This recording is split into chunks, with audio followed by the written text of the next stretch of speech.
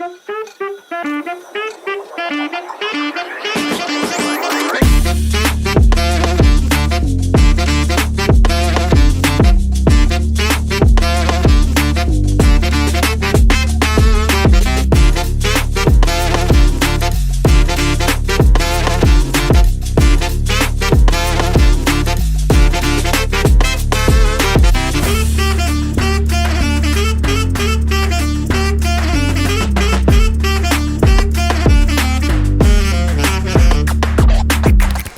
Beautiful people, I hope कि आप सब बहुत खुश हैं, आप सब बहुत अच्छे हैं एंड मेरे यूट्यूब चैनल पर आपका स्वागत है। सो मैं रहता हूँ फ्रांस के अंदर एंड मैं फ्रांस को लेकर बहुत ज़्यादा नई अपडेट्स आपके साथ शेयर करता हूँ। हर वीज़ा के बारे में बात करता हूँ एंड ये जो वीडियोज़ है मैं बाहर ही शूट कर रहा हूँ। मेरे पीछे आप देख सकते हो बहुत ही ब्यूटीफुल चर्च है, बहुत फेमस है एंड यहाँ पर जो सराउंडिंग एरिया है वो बहुत ही ब्यूटीफुल है। इस टाइम फ्रांस का वेदर बहुत अच्छा है, तो मैं जो भी वीडियो शूट करता हूँ फ्रांस में बाहर ही शूट करता हूँ ताकि उससे आपको मोटिवेशन मिले एंड आपका भी मन करे कि आपको भी फ्रांस में आना चाहिए। और आज का जो टॉपिक है वीडियो का वो है फ्रांस का स्पाउस वीज़ा का प्रोसेस। अभी क्या है, बहुत सारी नई अपडेट्स आ रही हैं जो आपको जानना बहुत ज़रूरी है अगर आपको फ्रांस का स्पाउस वीज़ा चाहिए, क्योंकि मुझे पता है कि हमारे बाद के बहुत सारे क्लाइंट्स हैं, यानी कि बहुत सारे लोग हैं दूसरी कंट्री से भी हैं जो फ्रांस में आते हैं एंड वो साथ बाद में फिर अपने स्पाउस को बुलाना चाहते हैं एंड प्रोसेस को लेकर उनको ज़्यादा कन्फ्यूजन होती है क्योंकि बहुत ज़्यादा इन्फॉर्मेशन नहीं दी गई होती। ऑनलाइन बहुत सर्च करते लोग, नहीं मिल पाती। तो बाकी जैसे मैंने बताया कि मुझे बहुत ज़्यादा नॉलेज होती है तो मैं ज़्यादा रिसर्च करता हूँ एंड इसी के साथ फिर मैं आपके साथ नई जो अपडेट्स होती हैं, जो राइट इन्फॉर्मेशन होती है वो शेयर करता हूँ। एंड प्लीज़ आप मेरे इंस्टाग्राम को ज़रूर फॉलो कर लेना। So now without wasting for the time let's get started. So now अब मैं आपको एक एक करके फ्रांस का जो स्पाउस वीज़ा का जो प्रोसेस है वो पूरा एक्सप्लेन करूँगा। तो फ्रांस के स्पाउस वीज़ा के प्रोसेस को लेकर सबसे पहले आपको ये समझना होगा कि जो भी आपके स्पाउस फ्रांस में रहते हैं, अगर आपको उनको बुलाना है तो डॉक्यूमेंट्स आपको अच्छे से प्रिपेयर करने होते हैं, क्योंकि कोई भी वीज़ा अप्लाई करोगे, स्पेशली स्पाउस वीज़ा करोगे तो उसमें डॉक्यूमेंट्स का बहुत बड़ा हाथ होता है एंड जो सबसे इंपॉर्टेंट डॉक्यूमेंट होता है वो होता है इन्विटेशन लेटर। तो जब भी आप फ्रांस के स्पाउस वीज़ा अप्लाई करना चाहोगे तो आपको आपके जो स्पाउस हैं जो फ्रांस में रहते हैं वो आपको एक इन्विटेशन लेटर लिख कर देते हैं। उस इन्विटेशन लेटर का मतलब होता है कि वो आपको इनवाइट कर रहे हैं फ्रांस में आने के लिए, अपने साथ रहने के लिए, बिकॉज आप उनके स्पाउस हो, यानी कि आप हस्बैंड और वाइफ हो।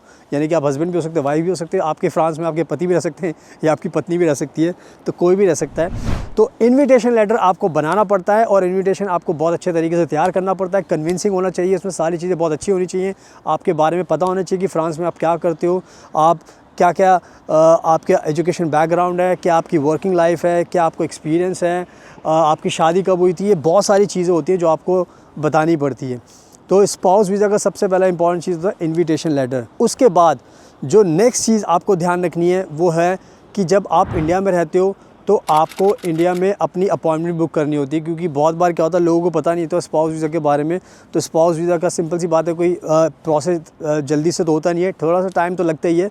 तो आपको जब प्लान होता है तो आप इंडिया में अपनी अपॉइंटमेंट बुकिंग का भी प्रोसेस शुरू कर देते हो ताकि जितनी जल्दी हो सके आपके पास अपॉइंटमेंट भी आ सके, ताकि जब भी आपको अपॉइंटमेंट मिले तो आपका प्रोसेस रेडी हो जाए एंड आप अपनी फ़ाइल को सबमिट करने के लिए रेडी रहें। तो ये इसके अलावा दूसरी चीज़ें इंपॉर्टेंट है। इसके साथ साथ आपको ये भी ध्यान रखना है कि इंडिया में जब आप रहते हो तो आपको भी अपनी तरफ से एक कवर लेटर बनाना पड़ता है।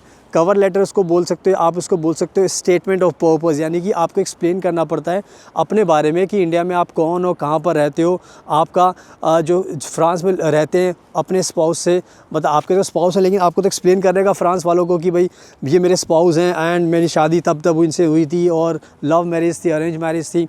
तो उसमें सारी की सारी चीज़ें ना एक्सप्लेन करनी पड़ती हैं।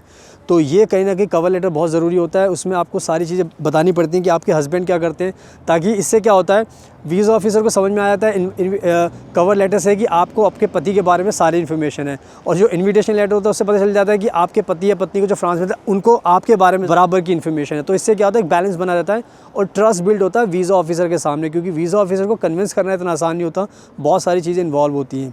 तो आई थिंक ये जो दो चीज़ें मैंने बताई ये बहुत इंपॉर्टेंट थी, 3 चीज़ें। इसके अलावा जो इम्पॉर्टेंट चीज़ है, जो रिक्वायरमेंट है फ्रांस के स्पाउस वीज़ा की, वो है आपके पास एक इनफ बैंक फ़ंड होना चाहिए। इनफ बैंक फ़ंड का मतलब है कि फ्रांस ने अपना एक रूल बनाया है कि फ्रांस में सैलरी का एक स्ट्रक्चर बनाया गया है।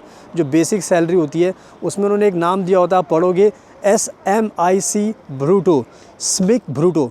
यानी कि ये फ्रेंच का वर्ड है और इसका सिंपल सा मतलब ये है कि उन्होंने रखा है कि अगर आप फ्रांस में रहते हो, अपने स्पाउस को बुलाना चाहते हो, तो आज के टाइम में आपको करीब करीब जो स्मिक ब्रूटो में बता रहा हूँ वो कम से कम 1800 यूरो 1795-96 यूरो होती है। तो ये एक अमाउंट आपके पास होना चाहिए हर महीने के हिसाब से, ताकि फ्रांस की सरकार को समझ में आए कि भाई आपके पास पैसा है तो आप अपने जो क्लाइंट है, अपने जो स्पाउस है और अपना दोनों का ख्याल रख सकते हो। तो ये 1700 यूरो का एक अमाउंट उन्होंने रखा हुआ है। अगर आप इसको मीट करोगे तो आपको अपने स्पाउस को बुलाने में आसानी होगी और वीज़ा ऑफिसर को भी आपके ऊपर ट्रस्ट हो जाएगा। इसके अलावा जो इम्पॉर्टेंट चीज़ होती है वो होती है आपका घर। यानी कि अगर आपको फ्रांस में अपने स्पाउस को बुलाना है तो आपको ये सबसे पहले मेक श्योर करना पड़ेगा कि फ्रांस में आप कहाँ पर रहते हो और आपका जो घर है उसका जो साइज़ है वो कितना है, क्योंकि घर का साइज़ का बड़ा मैटर होता है फ्रांस के अंदर। कि वो चाहते हैं कि आपके पास कम से कम 25 स्क्वायर मीटर का घर होना चाहिए। 25 स्क्वायर मीटर का मतलब ये हो गया कि उसमें 2 लोग आसानी से रह सकते हैं, कंफर्टेबली रह सकते हैं। उसमें टॉयलेट बाथरूम होना चाहिए, किचन होना चाहिए। अगर एक रूम है बड़ा है तो चल ठीक है, अगर 2 रूम है तो और भी अच्छी बात है।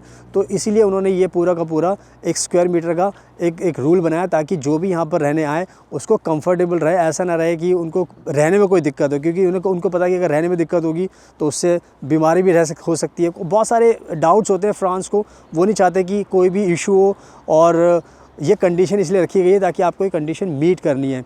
तो आई थिंक मैंने बहुत अच्छे तरीके से कंडीशन के बारे में बता दिया है। तो ये होगी एक इंपॉर्टेंट चीज़। इसके अलावा नेक्स्ट चीज़ होती है वो होती है हेल्थ इंश्योरेंस।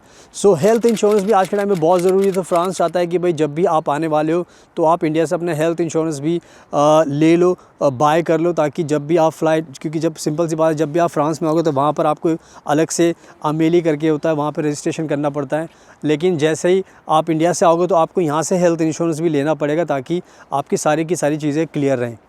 तो हेल्थ इंश्योरेंस भी बहुत ज़्यादा ज़रूरी है। इसके अलावा जो एक एप्लीकेशन फॉर्म होता है वीज़ा का, वो बहुत ज़रूरी होता है, क्योंकि वीज़ा का जो एप्लीकेशन फॉर्म होता है, आप उसमें जो इन्फॉर्मेशन होती है वो बहुत सही तरीके से आपको भरनी होती है। बहुत सारे लोग क्या हैं उसको अच्छे से भर नहीं पाते, उसमें गलती करते हैं, तो वीज़ा ऑफिसर को डाउट होता है, उसके बाद फिर वीज़ा मिलने में दिक्कत होती है। तो मैं नहीं चाहता कि आप सब ये गलती करो। तो प्लीज़ जो वीज़ा का एप्लीकेशन फॉर्म है उसको अच्छे से भरो। अगर आपको कोई दिक्कत होती है तो आप हमें भी कॉन्टैक्ट कर सकते हो, हम भी आपको भरने में आपकी मदद कर सकते हैं, क्योंकि हमें बहुत ज़्यादा नॉलेज होती है, तो हमें पता होता है कि उसमें क्या क्या चीज़ें आपको डालनी है। तो ये हो गई पूरी की पूरी वीज़ा एप्लीकेशन फॉर्म की बात हमने कर ली। अब इसके बाद last but not the least वो है आपकी शादी। क्योंकि देखो सिंपल सी बात है, आपकी शादी हुई है तभी आप स्पाउस वीज़ा अप्लाई कर रहे हो, तो आपको मेक श्योर करना पड़ेगा जो आपकी शादी हुई है उसके सारे डॉक्यूमेंट्स आपको लगाने हैं। आपका जो मैरिज सर्टिफिकेट होता है वो होता है, फ़ोटोग्राफ्स होती हैं आपकी, अगर आपने कोई बैंक अकाउंट खोला है साथ में तो वो हो गया, पासपोर्ट में कुछ चेंजेस किए तो वो हो गया, और आपके बिजली पानी का बिल हो गया वो हो गया, और आपने हनीमून गए थे तो वहाँ की कुछ पिक्चर्स हैं तो वो हो गई।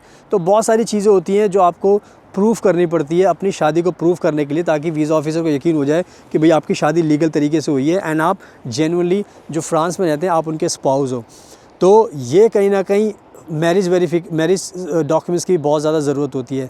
सो आई थिंक मैंने आपको सारी की सारी चीज़ें जो बहुत अच्छे तरीके से समझा दी हैं एंड आपको अब समझ में भी आ गया है।